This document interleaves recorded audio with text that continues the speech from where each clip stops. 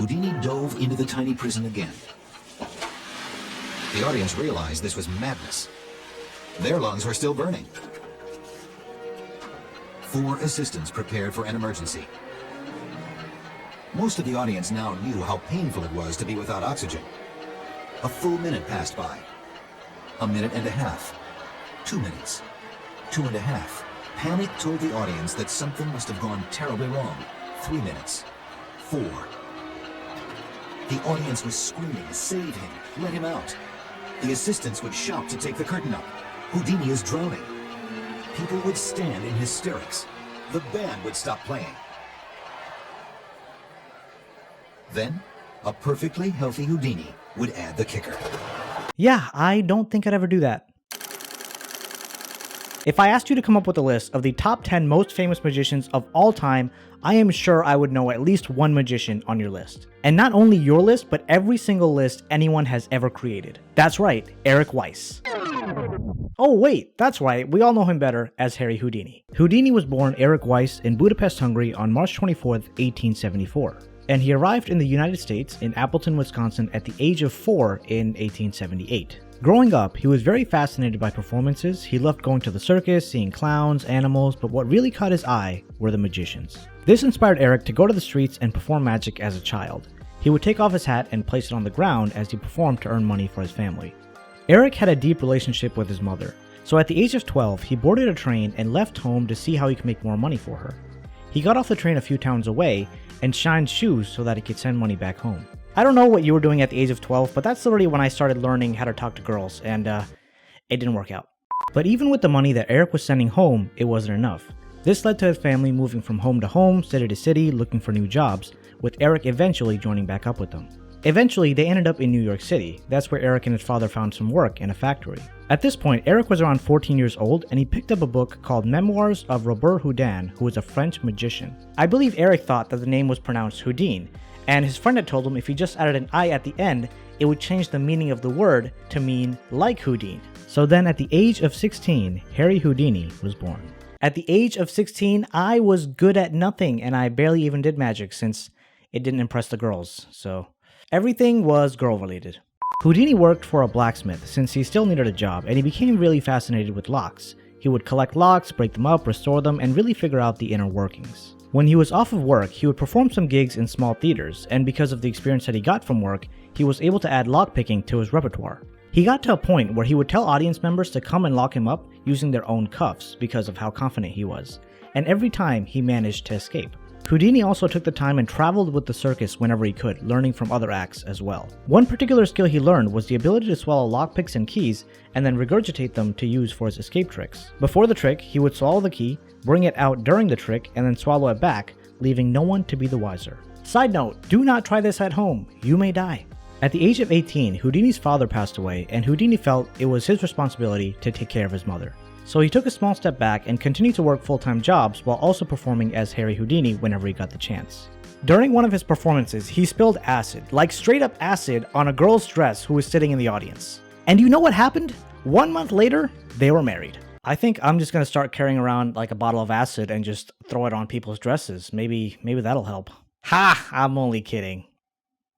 Him and his wife became the Houdinis. Not a magician and his assistant, but partners. They would perform in acts together, but they quickly found out that performing like this in circuses and small theaters was not paying the bills. And Houdini felt as if he was going to end up like his father, with nothing. So at the age of 25, he slowed down his magic and wrote a paper revealing all his tricks and methods, but that still didn't earn him the money that he really needed to live.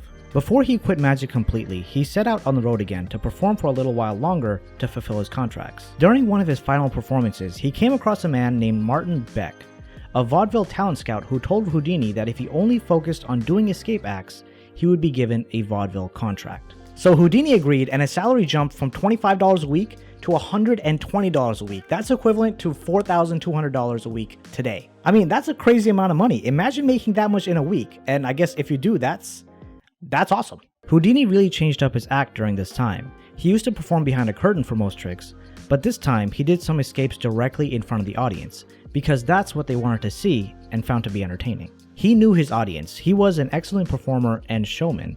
his acts quickly moved outdoors in front of huge audiences. He partnered with companies who would have him escape from boxes, and he would really build up the tension during his performances, just to the point so the audience would become worried about him, and then instantly he'd show up. A lot of people attributed his escape skills to magic, but they didn't see behind the scenes to the intense physical training that he would put on his body just to be able to go out and perform these acts. Kind of similar to how we see David Blaine nowadays, who really pushes his physical and mental self to accomplish like these amazing feats. With all this success, he was able to send money home to take care of his mother, but he still had periods in which he would make almost no money. At the age of 26, Houdini went to London. He expected to be met there by an agent with a couple of performances lined up, but he ended up getting none of that. Alright, and now this part of the story is pretty awesome. Since he had nowhere to start, he went over to the Alhambra Theatre into the manager's office. He said if he could escape a pair of handcuffs at Scotland Yard, he wants to be booked for the Alhambra. So they went over to Scotland Yard, and one of the superintendent of detectives locked him up to a pole and said, "We'll be back for you after lunch." As they turned away and started walking, Houdini quickly unlocked the handcuffs and said, "I'll join you." I mean, come on, that is pretty freaking awesome. And just like that, he got booked for the Alhambra Theatre. He became an absolute legend in Europe. He booked and sold out many events all over the continent. This of course encouraged many copycats and definitely bruised his ego when people called themselves better than Houdini. So he pretty much did what any normal person would do. He went to these competing escape artists disguised as a random person, challenged them with his own lock, and revealed himself once they couldn't figure out how to escape, making him the superior escapist. Maybe not the best way to handle things, but I guess it made him feel better about himself. But now what goes around comes around. In 1902, a man named Hodgson really wanted to get Houdini. He was a bodybuilder and he knew how Houdini used his body to escape. So he came up with a method where Houdini couldn't use his typical tricks and bound Houdini up in a way that he could not escape. It got to a point where there was no blood being circulated to his arms, but the willpower that Houdini had was insane. It took him nearly 2 hours, but he was able to escape. I would have 100% given up after like 5 minutes. I would be done. In 1904, Houdini returned to America and managed to make himself a household name. He was a genius in the fact that he would perform his stunts outside during rush hour to ensure tons of rubberneckers would be looking in his direction. These are the people who are responsible for traffic jams. I'm not a fan. But let me talk to you now a little bit more about the genius or even selfishness of Harry Houdini. Around this time, the Wright brothers had come out with their flying machines, which took away some of the spotlight from Houdini. So he decided to spend $5,000 to purchase one of these machines. That's equivalent to $180,000 today. He went over to Australia where they were still working on these flying machines and literally took flight there just to show it off as he did it first. It wasn't even his, but he got the credit for it. He was the master of manipulating the press and the public, but he had to keep going all the time to be in the spotlight. In 1912, he came up with the Chinese water torture cell, an escape act that was extremely dangerous. They would lift him up by his ankles, head down, into the tank.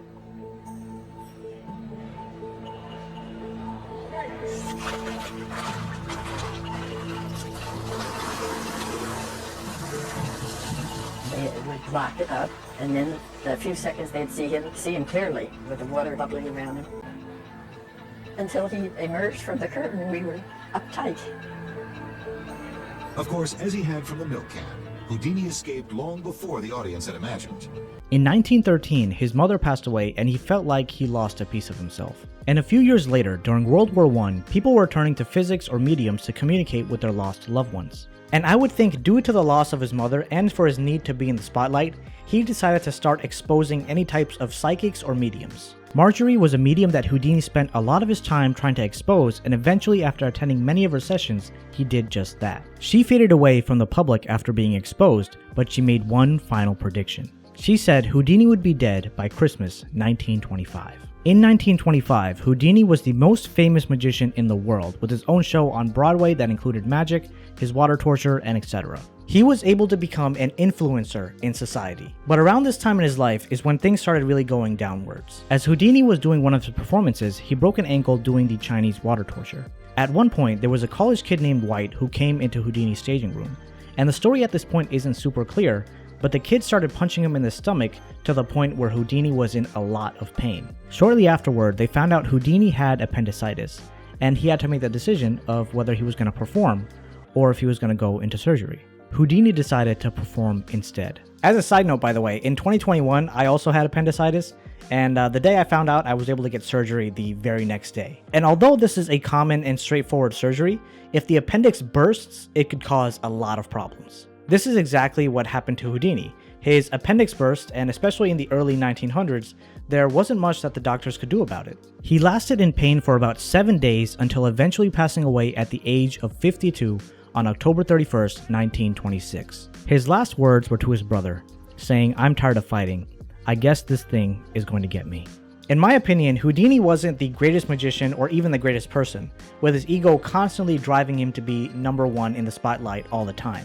But regardless of what I think of him, what you think of him, or your neighbor Darcy thinks of him, he was a brilliant showman, a genius marketer, and had an incredible skill set.